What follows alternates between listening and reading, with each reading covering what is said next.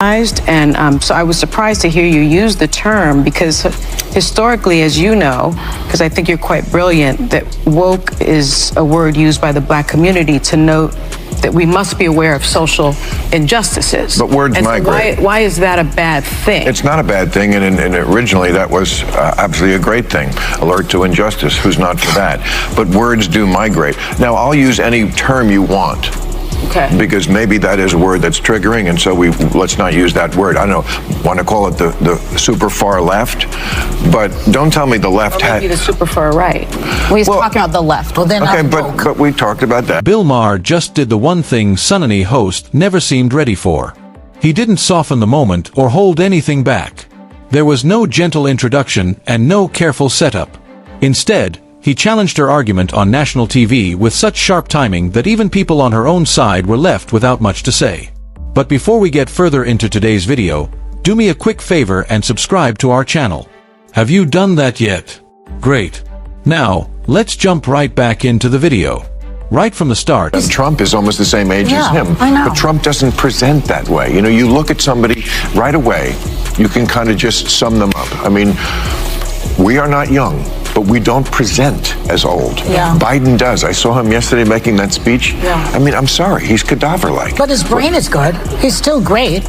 Well, here's what I said. Like, when I came back after the strike in September, I said, he should get out.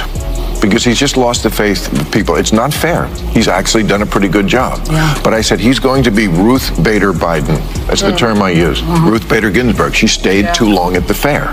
Yeah. I remember Obama had her over to the White House, like in 2013, to hint, you know, hey, spend more time with the grandkids. That would not be a good idea, Ruth. And she didn't take the hint, and she was not in good health, and she stayed too long, and she ruined her legacy and got the Supreme Court now to be a pretty right-wing organization. Maher does something the mainstream media almost never does. He says Biden looks old. Not maybe, not if you have to look twice. He says voters can already see it. That matters because the whole media machine keeps asking people to ignore what is right in front of them and repeat the same approved talking points. Ma is not defending Trump here. He is doing something even more uncomfortable for TV personalities. He refuses to go along with his own side, and that is exactly why this moment hit so hard.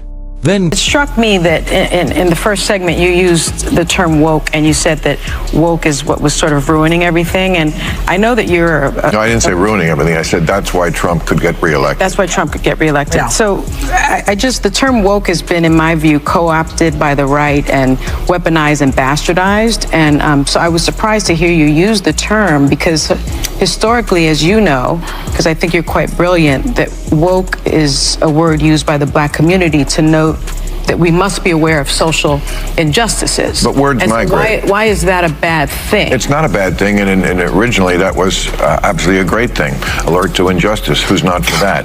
But words do migrate. Now, I'll use any term you want. Okay. Because maybe that is a word that's triggering, and so let's not use that word. I don't know, want to call it the super far left, but don't tell me the left had... Maybe the super far right. Well, he's talking about the left. Well, then okay, but we talked about that. Comes the dodge.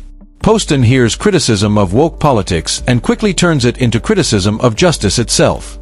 That is the trick. Maher says the meaning of the word has changed. She responds as if he attacked civil rights, but he didn't. He was criticizing a modern political style that uses moral language like a shield. That is why this moment stands out. It reveals the tactic in real time. If every criticism of left-wing excess is treated as opposition to justice, then real debate is over and honest conversation disappears. Well, you know, I can't say it enough. I think they're the bigger threat. But don't tell me that the left hasn't changed. I mean, I'm old enough to remember when it was the conservatives who hated the Jews. Yeah. Okay. That was a joke. But, too dark. Well, maybe it is, but it's true. I mean, you know, if I had any doubt that I was right about the change that's happened in the left, watching people protest for a terrorist organization like Hamas, that straightened me up pretty. This line hits because it cuts through the fake innocence. Ma is not saying the right suddenly became better. He is saying the left changed, and a lot of people noticed it. When things reach the point where people can no longer tell the difference between liberal values and supporting harmful behavior, that is not progress. It is moral confusion presented as wisdom. Critics argue this is exactly why so many voters stop trusting the language used by the elite media. This is where the I mean, it's just astounding to me that they can't tell the good guys from the bad guys. I mean, just morally. I mean, let me tell you, if you're for Hamas, just live in Gaza for a day. And I'm not talking about while the war is on. I mean, before the war. Trust me, you would go running and screaming and begging to live in Tel Aviv, a place that has your values. I mean, women have no, I mean, this is a show watched by a lot of women. Women have no rights in this place. And a lot of majority Muslim countries around the world. I mean, there is no equal rights as far as speech, dress, opportunities for education, reproductive rights, freedom from sexual violence, freedom from sexual harassment. The LGBTQ community. I mean, yes. That too. But you throw around the term apartheid. There is a gender apartheid in a lot. Polished script starts to fall apart. Maher pulls the conversation away from slogans and brings it back to the facts. He points to women's rights, gay rights, free speech, basic freedoms, and the harsh reality of life under Hamas rule. That is the clear difference between performance politics and real-world politics. Hostin wants the discussion to begin with emotion. Maher wants it to begin with principles. And once those standards come into focus, the big moral performance starts to lose its strength. Because it's a war and they were attacked and they're defending themselves.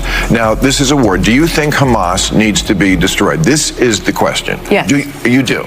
Yes. So how can we get out with a ceasefire? All right. So Hamas needs to be destroyed because they are a terrorist organization who say openly that they want to commit genocide on the Jewish people, on the state of Israel. That's what from the river to the sea means.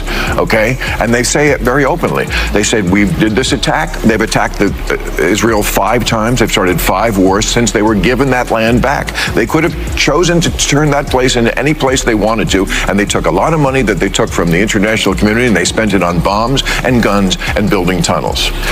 So if they need to be destroyed, how do we do that? It's a war. I don't know how to do that, and you don't know how to do that. I assume the Israeli... Of course, everybody is, but that's what happens in a war. Here's a way to stop that. Stop attacking Israel. Notice what happens when the facts become uncomfortable. The focus changes. It stops being about who started the war and turns into how terrible war looks on television. That is a common move in media discussions. The bloodshed is real. The suffering is real, but that does not erase the chain of cause and effect. Maher's response is tough, but it is also straightforward. If you agree that Hamas must be defeated, then stop acting like there is some clean, perfect version of that battle. This is the moment where selective outrage... I think a conservative once said to me, what you guys in the liberal side of it don't get about Donald Trump is we don't like him either. Yeah. It's just that in this country, it's binary. I mean, gender may not be binary, but politics is. You only get 2 choices. And the stuff that they are afraid of, they see Donald Trump as a bulwark against, and that stuff is a lot closer to the home. It's like my kid is coming home from school and they're not allowed to tell me if they're transitioning. The school is going to take the side of the kid over the parent, stuff like that.